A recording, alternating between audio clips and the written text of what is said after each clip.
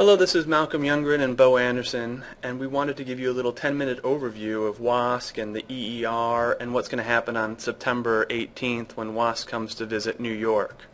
The first place that we wanted to start was with WASC itself. So WASC is the Western Association of Schools and Colleges, and because PCOM's main campus is in San Diego, they would accredit us. They're one of 6 regional accrediting bodies, which are the most prestigious regional accrediting bodies in the United States. So the first question is really, why are we doing this? If you think about the academic institutions in the United States and the maturation of them, what we are going through as an institution is a very natural maturation process as the faculty, the staff, and the board of directors are all changing to take on different responsibilities so that the institution of the Pacific College of Oriental Medicine will be able to kind of interlock with other medical degree programs and other medical schools in the United States.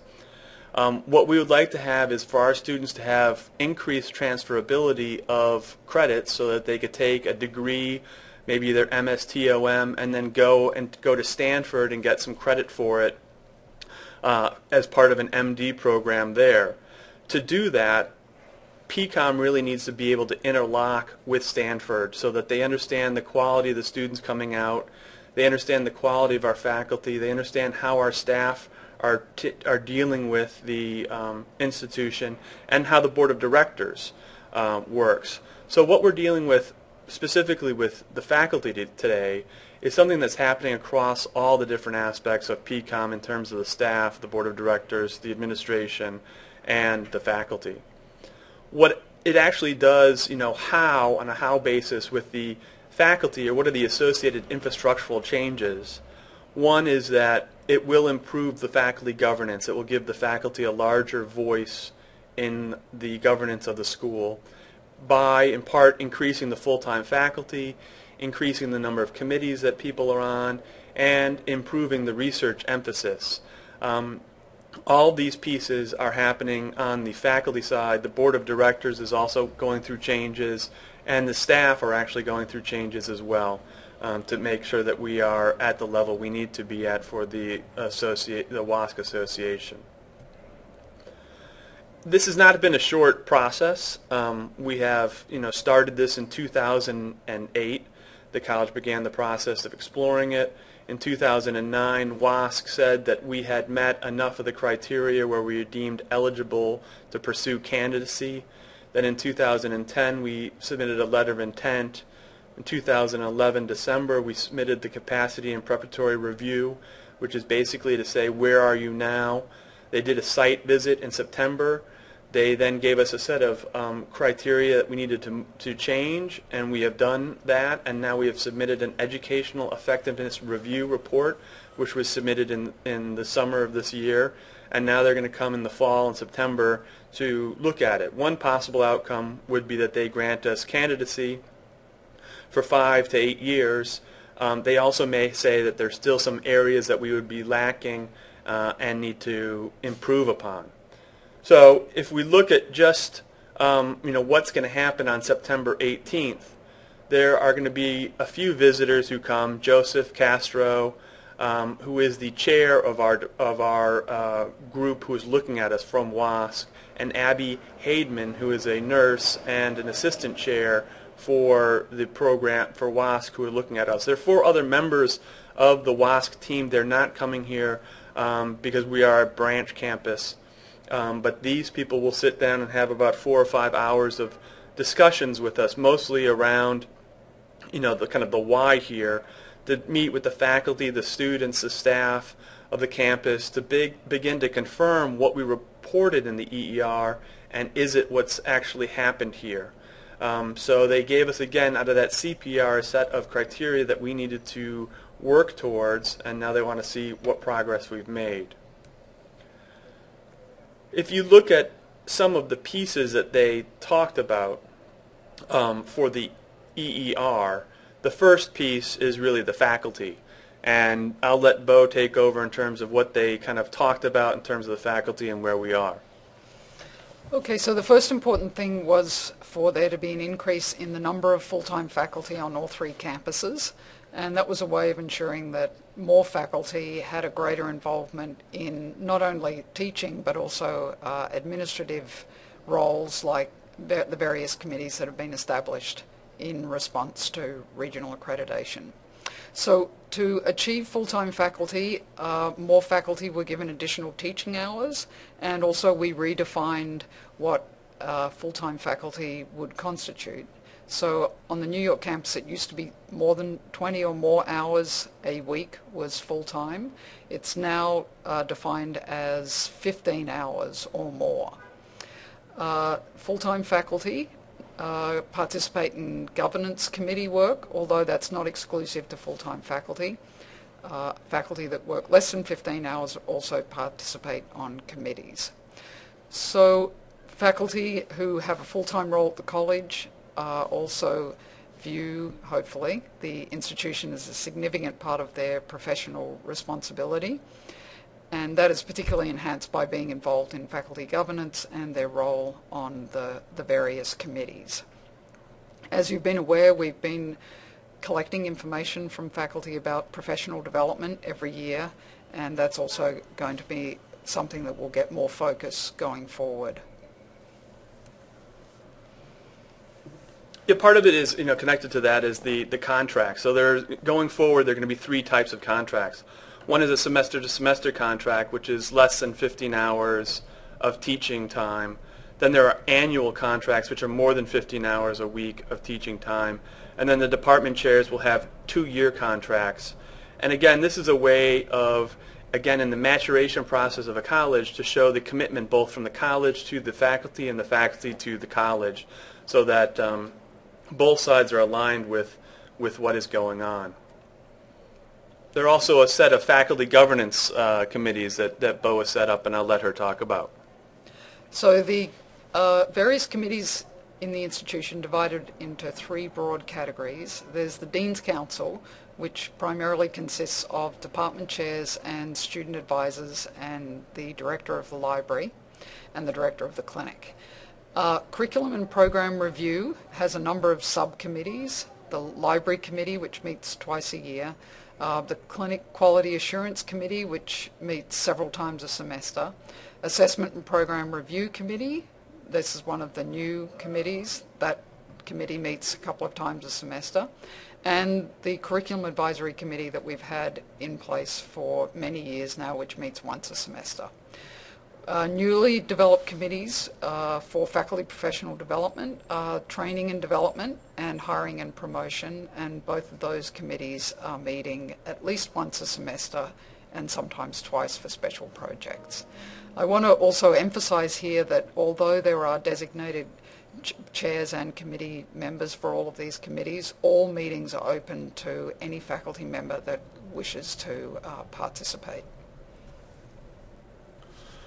One of the other pieces that WASC talked about was the space for faculty to meet with students, and the space for faculty to work together. And so we are continuing to negotiate with the building. It is New York and New York Real Estate. We've been in discussions with them for about 6 months, and we hope to announce expansion definitions shortly. Part of also what they wanted to do is scholarship and research, and so I'll let Bo talk a little bit about the scholarship. Funds are going to be made available for faculty members to pursue scholarly and research activities.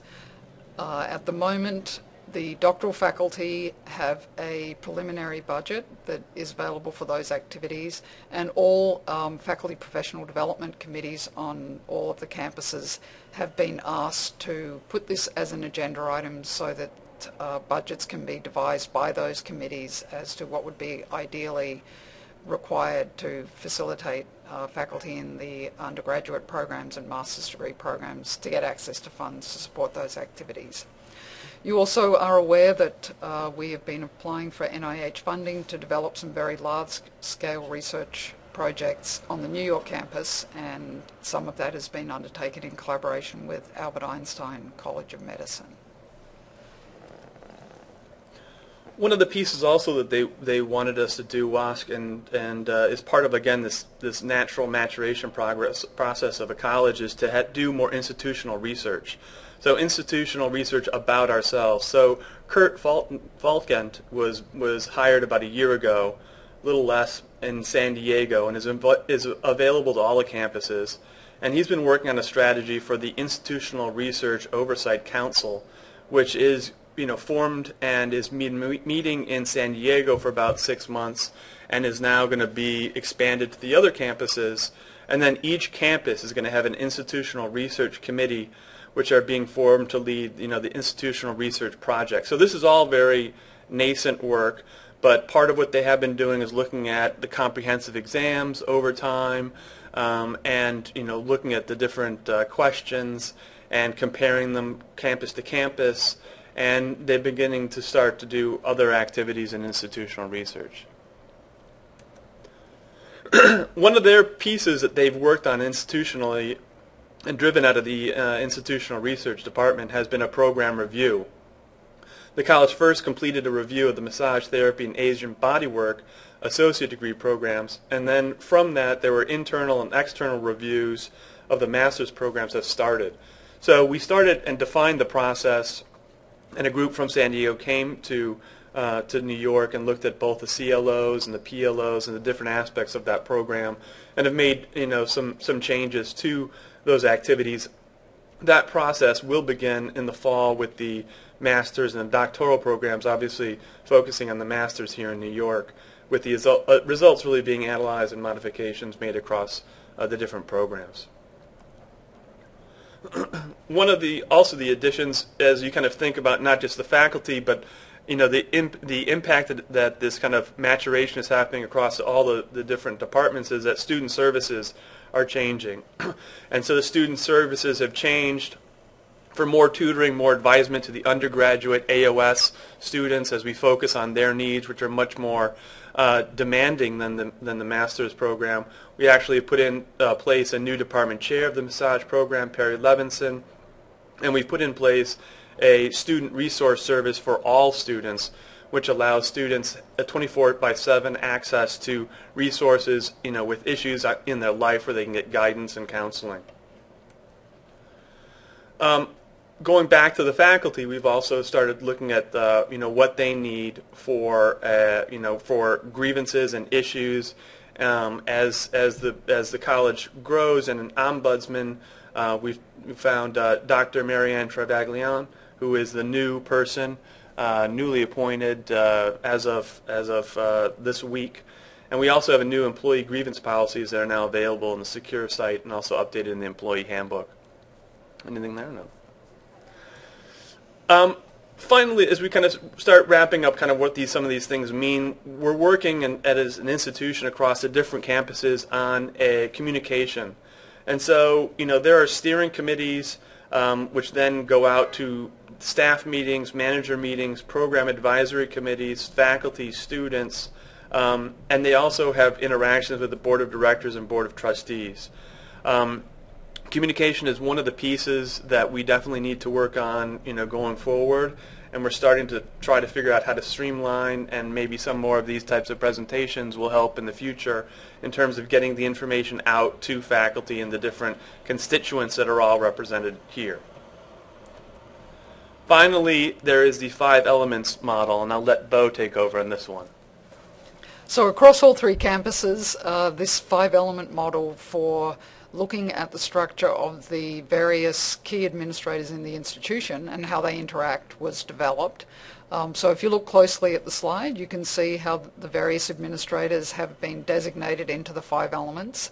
And due to the fact that you are very knowledgeable about this model, I'm sure you're going to enjoy taking a look at that slide and figuring out whether those allocations were appropriate and how they work in terms of the various cycles of the 5 elements.